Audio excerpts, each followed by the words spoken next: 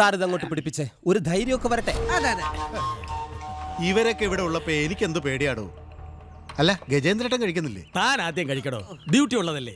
Duty കയറിയാ പിന്നെ മദ്യപിക്കാൻ സമയം കിട്ടിയില്ലെങ്കിലോ. ആ അത് ശരിയാ. ആ ഗിരിയെ കസ്റ്റഡിയിൽ എടുത്തിട്ട് വേണം എനിക്കൊന്ന് പെരുമാറാൻ. വെറുതെ അങ്ങനെ പെരുമാറിയാൽ മാത്രം പോരാ, ജാമ്യം കിട്ടാത്ത ഏതെങ്കിലും വകുപ്പിൽപ്പെടുത്തി അവന്റെ ഷാപ്പും പൂട്ടിക്കണം. നരേന്ദ്ര, ഞാൻ എക്സൈസ് ഇൻസ്പെക്ടറായിട്ട് കൊല്ലം 20ആയി. ഊരാൻ പറ്റാത്ത രീതിയിലെ ഞാൻ ചാർജ് ഷീറ്റ് തയ്യാറാക്കൂ. അത് മതി ലംബോദരൻ നായരെ. നമ്മുടെ കണക്കൂട്ടലിൽ പെശകൊന്നും വരില്ലോ.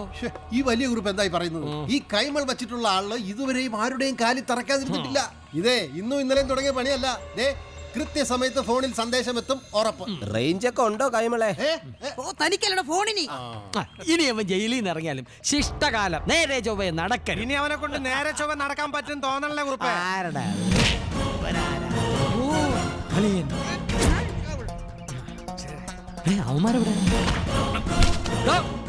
തന്റെ അഭ്യാസം കാണിക്കാനുള്ള സ്ഥലം ഇതല്ല.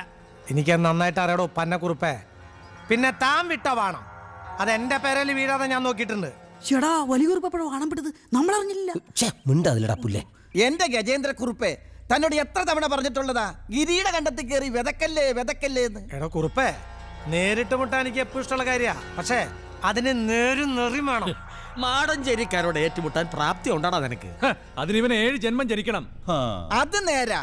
നിന്നെ പോലെ ആണും പെണ്ണും കെട്ടവന് 7 പോരാ നരേന്ദ്ര, ഒരല്പം കൂടി വേണ്ടി വരും. നീ ഒന്ന് പോടാ ഏറാം മൂളി. അതിനൊരുത്തൻ നിപ്പുണ്ടല്ലോ ഇവിടെ. താൻ കൂടുതൽ സംസാരിക്കണ്ട. ഓഹോ, അപ്പൊ സാറും കൂടി അറിഞ്ഞിട്ടുള്ള പരിപാടിയാണല്ലേ? കുറുപ്പേട്ടാ, താനിപ്പ എന്നോട് ചെയ്ത് പരമ ചെറ്റത്തരാ. നീ എന്ത് വർത്താനോടെ ഗിരി പറയണത്? ചെറ്റക്കുറിപ്പ് ചെറ്റത്തരല്ലാതെ പുണ്യകർമ്മം ചെയ്യോ?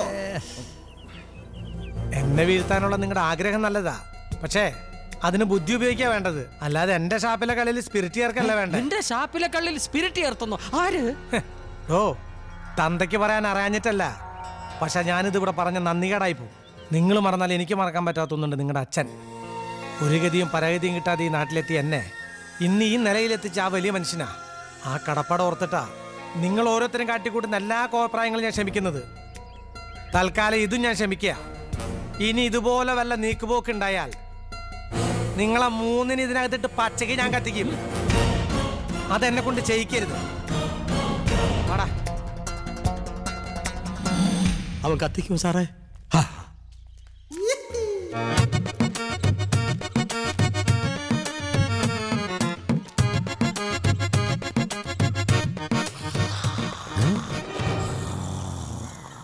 ഈശ്വര, ചതിച്ചോ?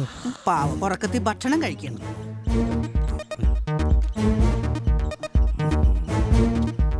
മാമ കുട്ടമല്ല അയ്യോ എന്റെ പൊന്നമാനെ, ഇന്ന് ഞാൻ ഒരു കുപ്പി പോലും വിട്ടിട്ടില്ല. മാമ, ഇത് ഞാനാ ഗോവർദ്ധനൻ. എന്താ ആരലറിയത്? ഞങ്ങളല്ല, മാമനാ. What happened that? മോനെ, ഞാൻ വിചാരിച്ചു പോലീസുകാരായിരിക്കും. ഓഹോ, എടാ നിനക്കൊക്കെ വരുമ്പോ പറഞ്ഞുകൂടെ പോലീസ് അല്ലെന്ന്?